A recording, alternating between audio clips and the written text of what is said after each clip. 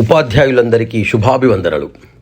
స్వదేశే పూజ్యతే రాజా విద్వాన్ సర్వత్ర పూజ్యతే అన్న ఆర్యోక్తికి నిదర్శనం శ్రీ సర్వేపల్లి రాధాకృష్ణన్ గారు. వీరు మూర్తిభవించిన విజ్ఞాన స్వరూపం, వేదాంత ఖని. భారతీయత ఉట్టిపడే తెల్లటి కిరీటం లాంటి తలపాగా ధరించిన 6 అడుగుల ఆ భారీ విగ్రహం నడుస్తూ ఉంటే భారతీయ వేదాంతం మూర్తిభవించిన వ్యక్తిగా భరతమాత పులకించిపోయేది. అతను నోరు విప్పితే వేదాంత రత్నాలు జలజల రాలేవి. వారు అనర్గళంగా ఆంగ్లంలో ఉపన్యసించితే ఆంగ్లేయులే నిఘంటూ వెతుక్కునే అవసరం ఏర్పడేది. అలాంటి వేదాంత వాచస్పతి ఉపాధ్యాయుడిగా జీవితం మొదలుపెట్టి భారత రాష్ట్రపతిగా ఎదిగారు. 1962లో వారు భారత రాష్ట్రపతిగా ఎన్నికైనప్పుడు వారి శ్రేయోభిలాషులు ఉపాధ్యాయులు అందరూ వారి వద్దకు వెళ్ళి సెప్టెంబర్ 5న వారి పుట్టినరోజు పండుగను ఘనంగా జరుపుదామని అన్నారు. అయితే వారు నా పుట్టినరోజును ఉపాధ్యాయ దినోత్సవంగా జరపవలసిందని తెలిపారు. అప్పటి నుండి సెప్టెంబర్ 5ను ఉపాధ్యాయ దినోత్సవంగా జరుపుకుంటున్నాం. సర్వేపల్లి రాధాకృష్ణన్ గారు తిరుత్తరణిలో ఒక నిరుపేద. వారి నాన్నగారి పేరు వీరస్వామి, అమ్మగారు సీతమ్మ. అరటి ఆకుల్లో వారు భుజించేవారు. పళ్ళాలు కూడా ఉండేవి కావు. ఒకసారి అరటి ఆకులు కొనేంత డబ్బు కూడా లేని సమయంలో వారు భోజనం చేసే ప్రదేశాన్ని శుభ్రంగా కడిగి ఆ రాతిపైనే భుజించి కళాశాలకు వెళ్ళారు.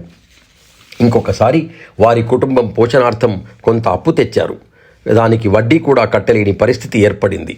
దానికి వారికి వచ్చిన 3 బంగారు పతకాలను అమ్మి ఆ వడ్డీతో సహా తీర్చారు. అంతటి నిబద్ధత గల నిజాయితీపరుడు ఆయన.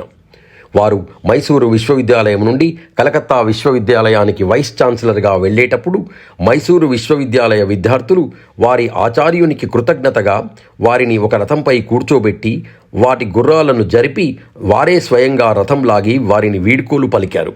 స్వామి వివేకానందుని తర్వాత అంతటి ఘన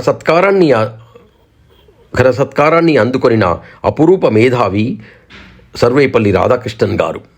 భారత రాష్ట్రపతిగా వారి జీతం 10,000 రూపాయలు. కానీ వారు కేవలం 2,000 మాత్రమే తీసుకొని మిగిలిన డబ్బంతా ప్రధానమంత్రి సహాయ నిధికి రాసి ఇచ్చారు.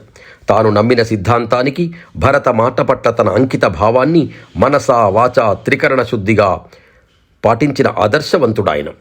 1967లో రాష్ట్రపతిగా పదవి విరమణ చేసి ఒక సాధారణ పౌరుడిగా రైలులో వారి స్వగ్రామానికి పయనమయ్యారు. వారికి వీడ్కోలు పలకడానికి వేలాది మంది ప్రజలు స్టేషన్కు వచ్చి తమ కృతజ్ఞతను తెలుపుకున్నారు. ఏప్రిల్ 17, 1975లో వారు పరమపదించారు. ఆయన మన మనస్సులో సుస్థిర స్థానాన్ని సంపాదించారు. వారికి మనందరి నమస్సుమాంజలి. విద్వాన్ సర్వత్ర పూజ్యతే.